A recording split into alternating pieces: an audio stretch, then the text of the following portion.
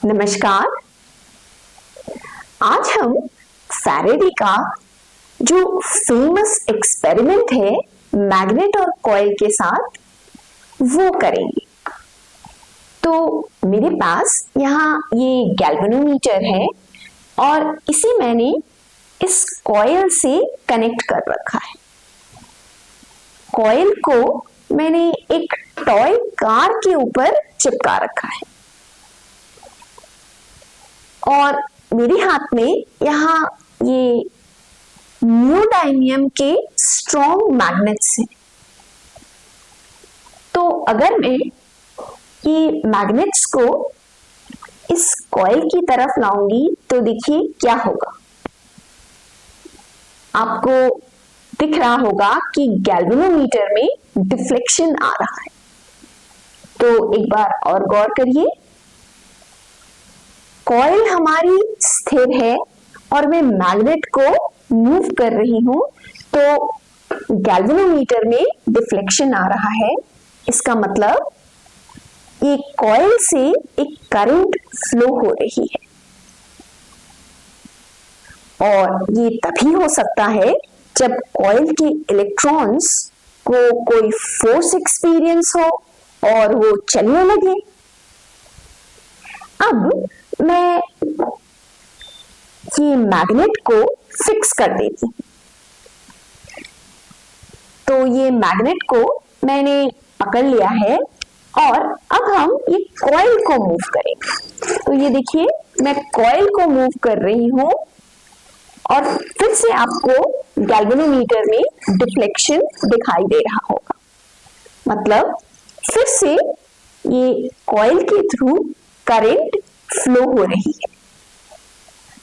इसका मतलब फिर से ये जो कॉइल के इलेक्ट्रॉन्स हैं उन्हें एक फोर्स एक्सपीरियंस हो रहा है, पर ये दोनों सिचुएशंस में क्या जो इलेक्ट्रॉन्स फोर्स एक्सपीरियंस कर रहे हैं एक ही रीजन के कारण कर रहे हैं? नहीं, ये दोनों बहुत ही अलग अलग रीजंस हैं जिसके कारण से ये कॉइल के इलेक्ट्रॉन्स फोर्स एक्सपीरियंस कर रहे हैं।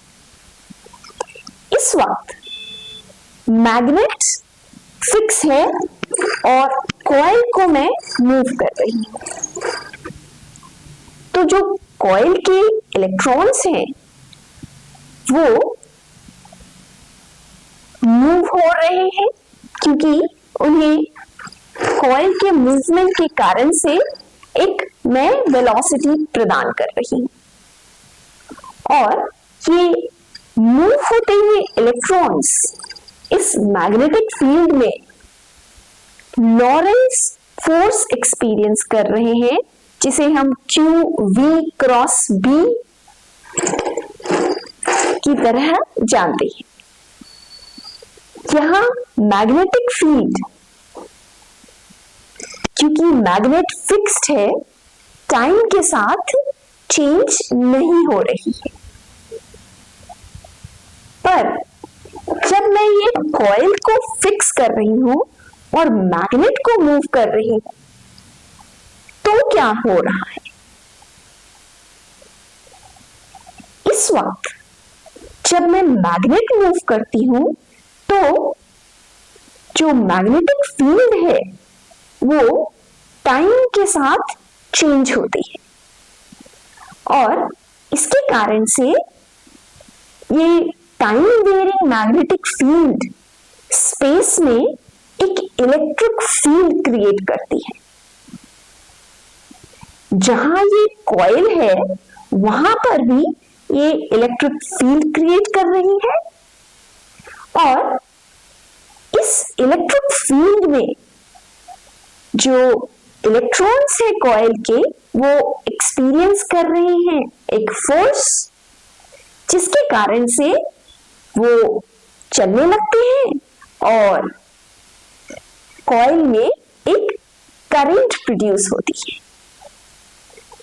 तो आप देखिए कि एंड इफेक्ट वही है, चाहे मैं कॉइल मूव करूं या फिर मैं मैग्नेट मूव करूं, दोनों ही सूरतों में करंट प्रोड्यूस हो रहा है ये कॉइल में।